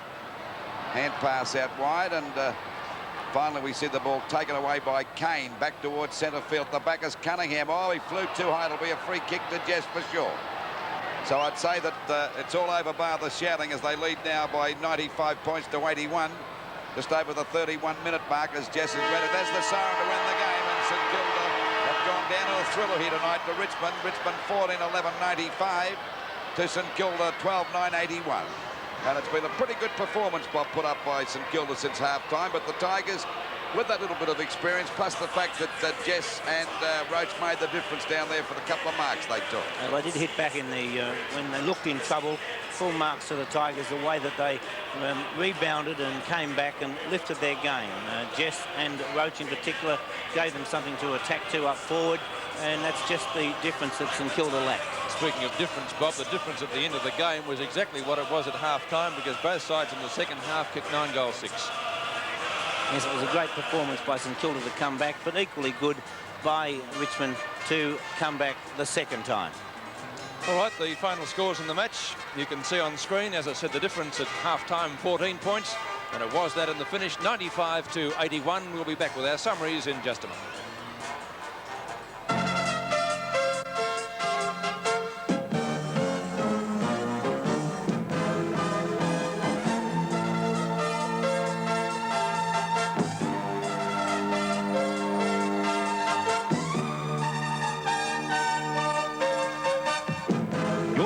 The $475,000 Sterling Cup under the lights of VFL Park Waverley.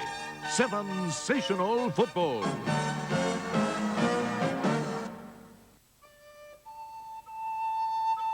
These days, it's not easy to know when you're buying a healthy breakfast product.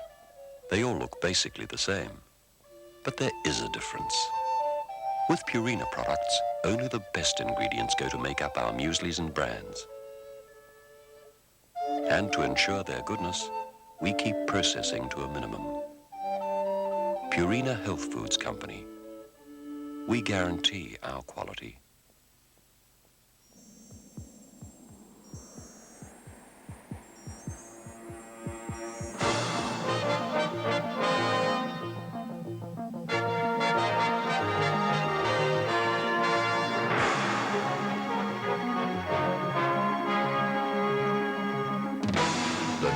Fully imported Mazda 626 hatchback, the spirited one. Hey, Mazda 626, that's Mazda.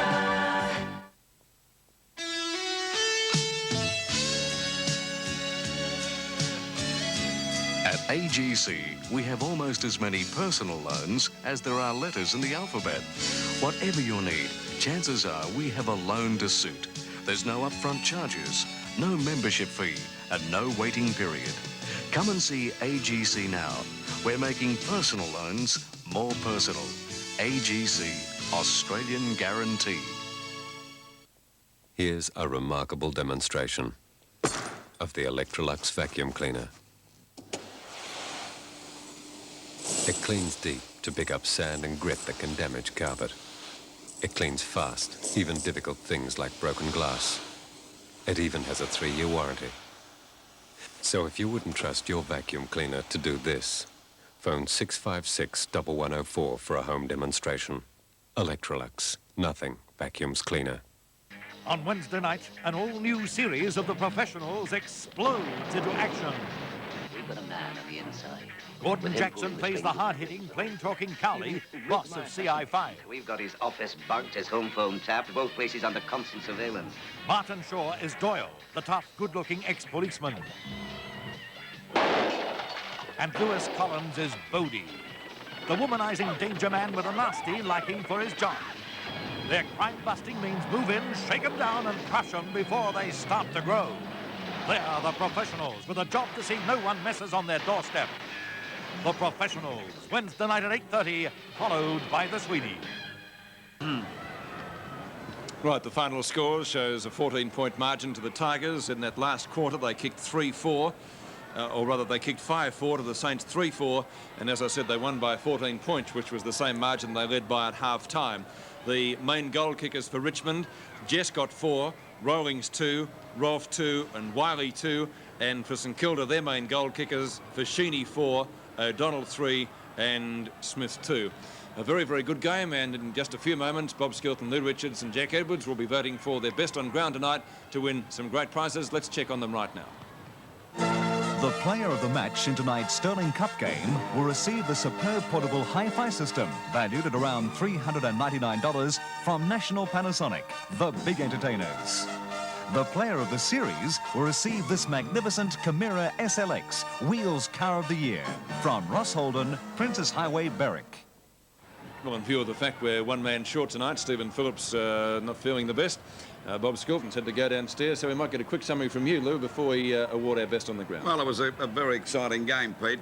Full marks to the Tigers. They, pardon me, they hung in there to win the game, and just a matter of having a couple of experienced players in Jess and Roach, who'd been a very quiet player, and incidentally, Cowie had done a great job on it up to that stage of the match, but he kicked 2 fine goals, and that's the difference between the two sides. But I should imagine the Tigers would be very happy with a couple of players, particularly Ablett playing his first game after going through a pretty strong battle to get to Richmond. Rolf looks a bit of a go. Well, Rolf's a go, and also thought that Mick Moldhouse showed that he's on the way back, and he'd be a very handy player in defence. But then again, I don't know if he'd take the back pocket position over the way that Palm played tonight. But when you look at St Kilda, it was a real fight back, because at half-time it looked as though Richmond were going to win this game quite comfortably, and through the good work of Netterfold coming on the ground after half-time, he lifted them around the packs, gave them a bit of life.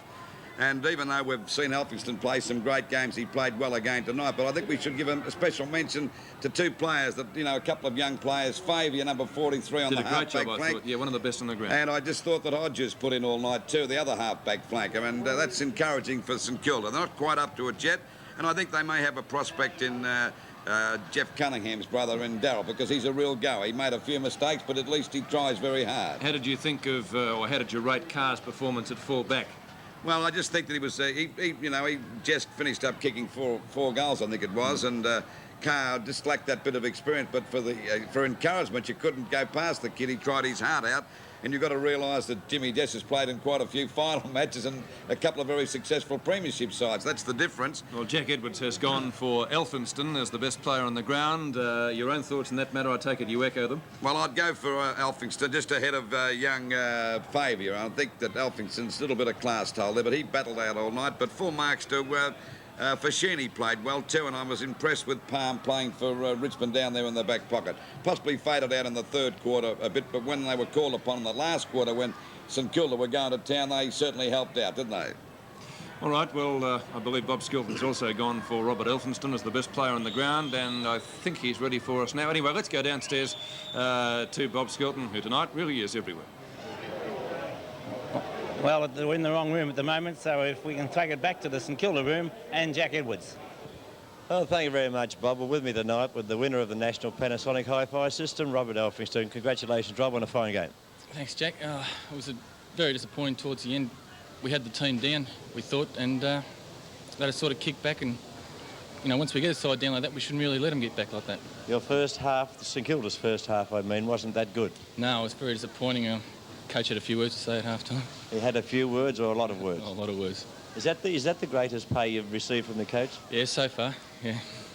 We've had taste of it in the past, but that was the biggest one. Well, were his words justified?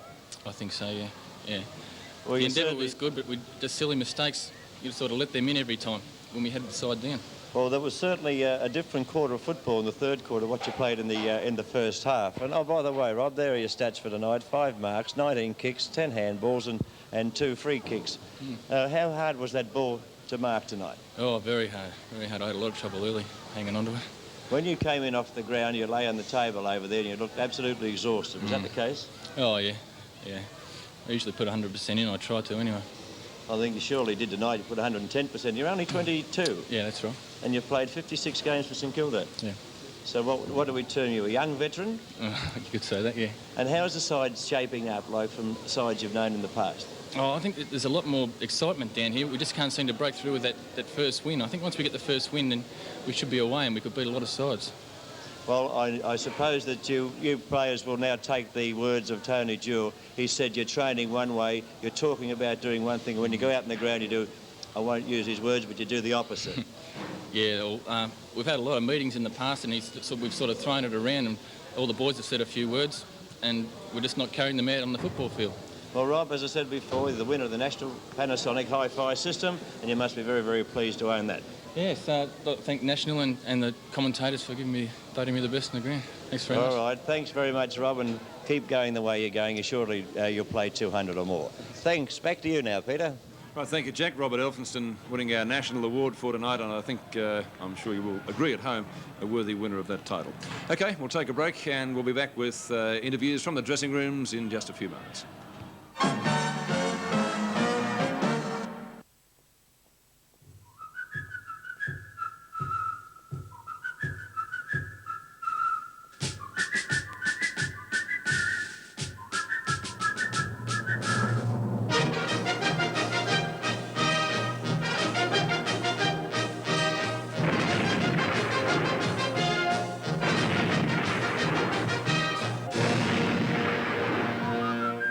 Do something for yourself. Join the Army Reserve. We've won the pools. 300,000. Well, Ellen, now everyone knows how rich you are, I should point out how bright you are. Be a short story, Darryl. No, you're bright, because you've played the pools with only 36 numbers to choose from rather than 40 like the other game. And that's a fact. I believe it. What? Look out! How long have you been sailing? First time? You can win. So get your pools in today. Mitsubishi introduced a new four-wheel drive, the Pajero.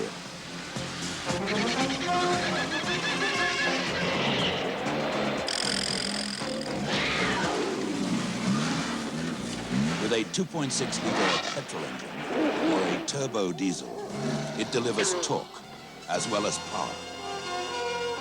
The new Mitsubishi Pajero. Every drive is an adventure. At Coles this week, Mum is ace. Why not tell her so by giving her one of these soft, stylish nightgowns? A low $12 at Coles. And look at the choice of styles. Isn't that marvellous value? Or what about a warm, attractive house gown? A great special at only $20. And what a variety of styles and colours.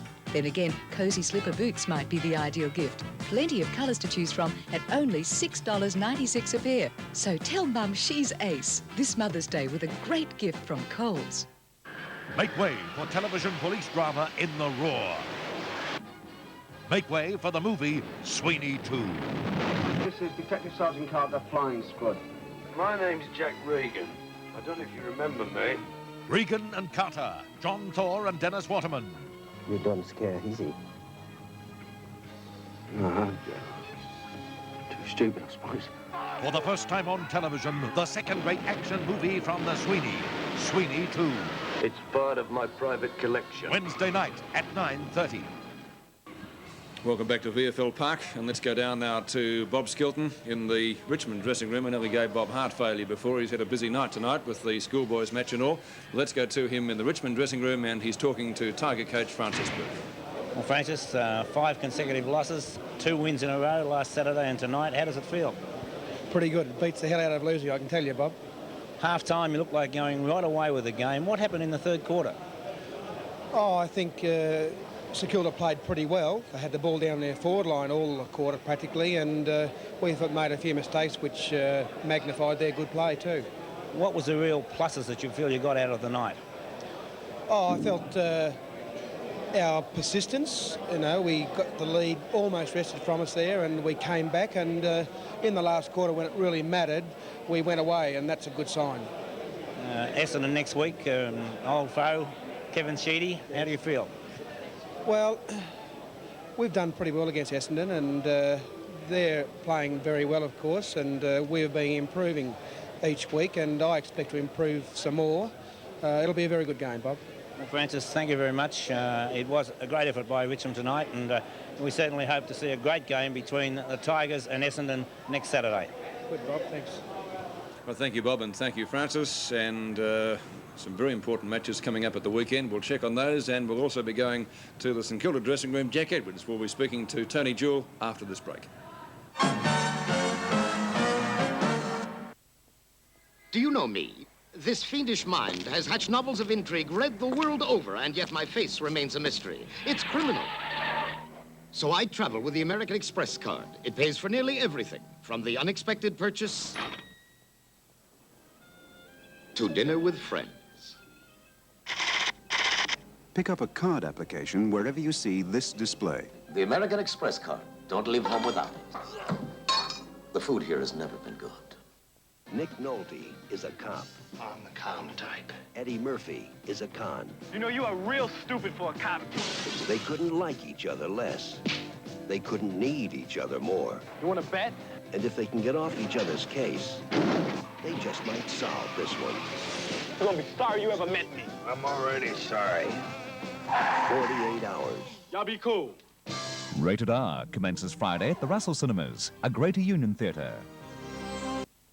Can you identify this car? The Germans think it's a German car. German car? Yeah, German car. But as you might have guessed, this is the new Volvo 760 GLE. As to styling, performance, and finish, it's the finest car in Volvo history. Small wonder, it has become the car that has won Europe's heart. Just a word to all those who find themselves in the cold this winter. Just Sport have the hots for you with their 25% off ski sale. With a huge range of parkas from just $47.99 to $97.99 in all the latest imported fashions and colours. With matching ski pants from just $36.99 to $63.99. And everything to go with them, all 25% off. So wherever you find yourself in the cold this winter, remember, Just Sport have the hots for you. Check the yellow pages for your nearest Just Sport store. Right, welcome back to VFL Park. Let's go down to the St Kilda dressing room now. Coach Tony Jewell with Jack Edwards. Yes, thanks very much, Peter. Well, Tony, you weren't that happy at half-time, as I told everybody. No, you could say I was a bit upset, but it was only over the mistakes that the players were making that I mean, not skill errors, but just thinking errors that we'd been talking about for weeks and weeks and weeks, and I'd had it up to there, so... Anyway. You just reached breaking point, did you? Reached breaking point, yeah. What I was talking to you just previously about was the young side that you're having now. The oldest players tonight were Cunningham and Barker, only 26. Yeah. Well, I think it's the only way to go. They've been down for a long time, and we looked at it, and when you've got players that have been around for 5 and 6 years, and the club's gone nowhere, then you're not going to go much further with those players. So we've cleared a lot of players out, and we're trying to... bring the young blokes on, and it's a bit hard without experienced players, although with Max Crowe and a few of those fellas around. You know, how's Crowe fitting in? Oh, really well, yeah. Well, he's been great. He and Terry Smith and Jacko, you know, we've picked up a few good players on the way. And you were talking also that you were sort of patterning this approach on Richmond's when you were playing for Richmond and you went on to win a premiership? Oh, well, I think most of the successful sides you'll find they get a whole lot of young blokes that come through together. And I think Melbourne, you mentioned Melbourne's great sides. I think Richmond's, I think even Carlton's, and most good sides have a lot of young blokes that come through together and play together, and you can't beat that. I mean, 10, 11 fellas that grow together, live together, it takes a lot of beating. Well, you have to win your first game for the season yet, and you play Melbourne here on Saturday. Now, would tonight's outing help you at all in that line? Well, the more the young blokes can play, the better, obviously. I think every game they get under their belt, the better they're going to be for it. And being young, I don't think playing here will affect them. We dearly want to win, obviously. I really haven't been all that disappointed with their endeavour and they really have been trying, except for those silly mistakes I talked about earlier that I didn't amuse me. But we've got to learn to win, and they just... Or do you think that once you win one, you'll go on and win more? Well, you'd hope so, wouldn't you? Well, will you or won't you? Well, you'd hope so. All right, Toad. Well, maybe it's this Saturday against Melbourne, maybe it's not, but anyhow, it's a long road that has no turning, so they say. Thanks for being with us, Tone, and we wish you all the best for season 83 and years to come. Thanks, Jack. OK, thank you very much, Peter. Thank you, John. I thought we were going to be here all night. They kept saying the same thing back to each other. Bob Skilton, the ubiquitous Bob Skilton, has returned yet again, and you can start this segment, Bob, by giving us the curtain raiser scores tonight. Yes, it was a big win for Marsden College, 14-11-95 to St Joseph's College of Geelong, 3-3-21. Big weekend of sport coming up on Channel 7. In fact, it's a big week of sport. We start with the Warrnambool Grand Annual on Tuesday. What a race meeting that is, the 3-day conclusion. The Grand Annual, of course, the highlight of the day, and also the running of the 1983 Warrnambool Cup, and you'll see that meeting live and exclusive to 7 Sport. And of course, we begin the day at 2 o'clock with the replays of the earlier events. On Saturday, some big matches sit down for decision. Melbourne take on St Kilda, as Jack Edwards mentioned, here at VFL Park. In the match of the day, Fitzroy play Geelong at the Junction Oval.